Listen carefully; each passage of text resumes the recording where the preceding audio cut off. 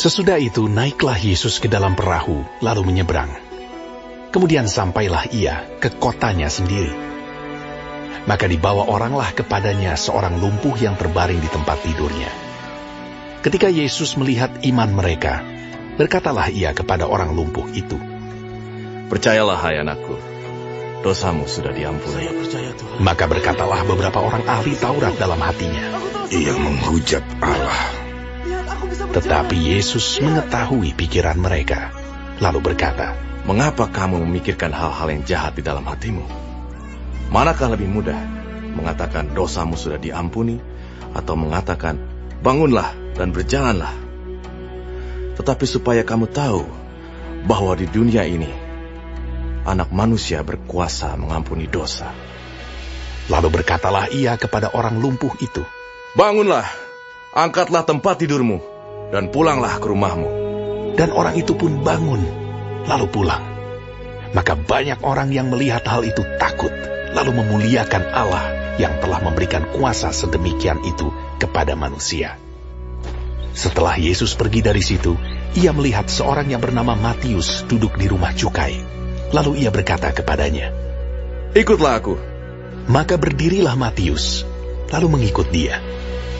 Kemudian ketika Yesus makan di rumah Matius, datanglah banyak pemungut cukai dan orang berdosa, dan makan bersama-sama dengan dia dan murid-muridnya. Pada waktu orang Farisi melihat hal itu, berkatalah mereka kepada murid-murid Yesus, Mengapa guru memakan bersama-sama dengan pemungut cukai dan orang berdosa? Yesus mendengarnya dan berkata, Bukan orang sehat yang memerlukan tabib, tetapi orang sakit. Jadi pergilah dan pelajarilah arti firman ini. Yang ku kehendaki ialah belas kasihan dan bukan persembahan. Karena aku datang bukan untuk memanggil orang benar, melainkan orang berdosa. Kemudian datanglah murid-murid Yohanes kepada Yesus dan berkata, Mengapa kami dan orang Farisi berpuasa, tetapi murid-muridmu tidak? Jawab Yesus kepada mereka, Dapatkah sahabat-sahabat mempelai laki-laki berduka cita selama mempelai itu bersama mereka? Tetapi waktunya akan datang, mempelai itu diambil dari mereka, dan pada waktu itulah mereka akan berpuasa. Tidak seorang pun menambalkan secari kain yang belum susut pada baju yang tua. Karena jika demikian, kain penambal itu akan mencabik baju itu, lalu makin besarlah koyaknya.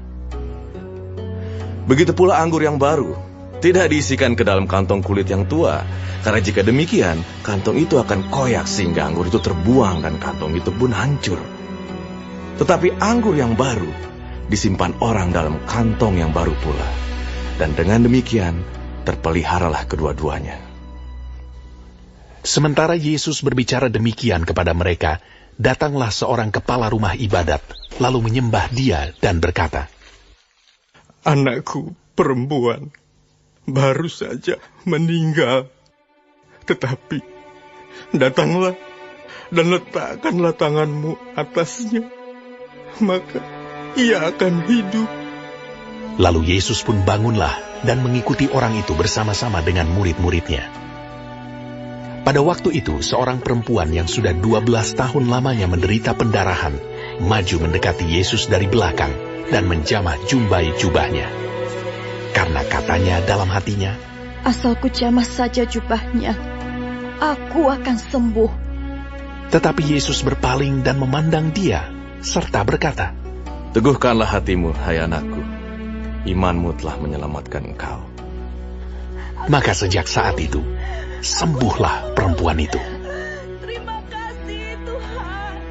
Ketika Yesus tiba di rumah kepala rumah ibadat itu dan melihat peniup-peniup seruling dan orang banyak ribut, berkatalah ia, Pergilah, karena anak ini tidak mati, tetapi tidur. Tetapi mereka menertawakan dia. Setelah orang banyak itu diusir, Yesus masuk dan memegang tangan anak itu, lalu bangkitlah anak itu. Maka tersiarlah kabar tentang hal itu ke seluruh daerah itu. Ketika Yesus meneruskan perjalanannya dari sana, 2 orang buta mengikutinya sambil berseru-seru dan berkata, Kasihanilah kami, hai anak Daud.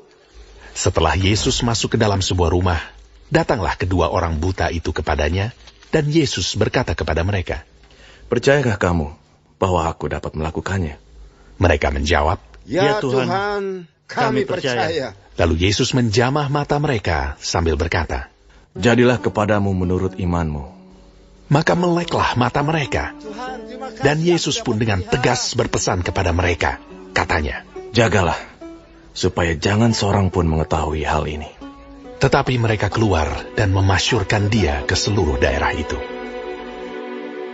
Sedang kedua orang buta itu keluar, dibawalah kepada Yesus seorang bisu yang kerasukan setan. Dan setelah setan itu diusir, dapatlah orang bisu itu berkata-kata. Maka heranlah orang banyak, katanya, Yang demikian belum pernah dilihat orang di Israel. Tetapi orang Farisi berkata, Dengan kuasa pengurus setan, dia mengusir setan. Demikianlah Yesus berkeliling ke semua kota dan desa. Ia mengajar dalam rumah-rumah ibadat dan memberitakan Injil Kerajaan Sorga, serta melenyapkan segala penyakit dan kelemahan. Melihat orang banyak itu, tergeraklah hati Yesus oleh belas kasihan kepada mereka, karena mereka lelah dan terlantar seperti domba yang tidak bergembala. Maka katanya kepada murid-muridnya, Tuayan memang banyak, tetapi pekerja sedikit. Karena itu mintalah kepada Tuan yang empunya tuayan, supaya ia mengirimkan pekerja-pekerja untuk tuayan itu.